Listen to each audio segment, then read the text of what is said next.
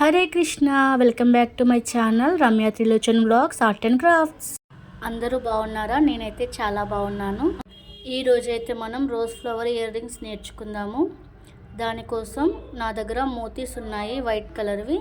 ఇవి చాలా years back నేను హ్యాండ్ ఎంబ్రాయిడరీ చేస్తున్నప్పుడు నా డ్రెస్ కోసం తీసుకున్నవి. అందులో కొన్ని మాత్రమే మిగిలిపోయావి.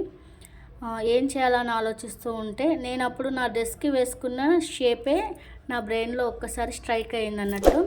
సో దాన్నే నేను చేయాలని డిసైడ్ అయ్యాను. ఫస్ట్ ఆఫ్ ఆల్ 3 మోతీస్ తీసుకొని ట్రయాంగిల్ షేప్లో నేను వీడియోలో చూపిస్తున్నట్టుగా పేస్ట్ చేసుకోవాలి.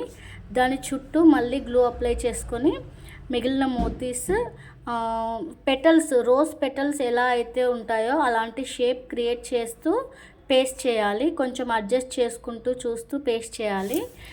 మీకు ఆ సైజు సరిపోదు అనుకుంటే ఇంకొక లేయర్ కూడా పెట్టుకోవచ్చు మీరు.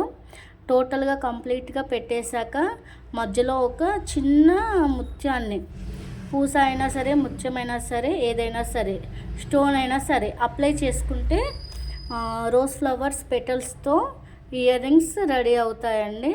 చూడ్డానికి 3Dగా కనిపిస్తుంది. కొంచెం ఓవెల్ షేప్లో కూడా ఉంది కాబట్టి 3Dగా కూడా కనిపిస్తుంది. చాలా బాగుంటుంది. అలాగే రెండోది కూడా చేసేసుకోవాలి.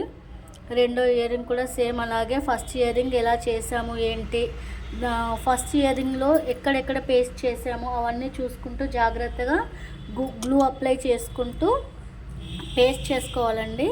డ్రై అవ్వడానికి కొంచెం టైం పడుతుంది. వీడియోలో చూపించినట్టు వెంటనే అవ్వదండి. మనం పేస్ట్ చేశాక డ్రై అవ్వడానికి చాలా టైం పడుతుందండి.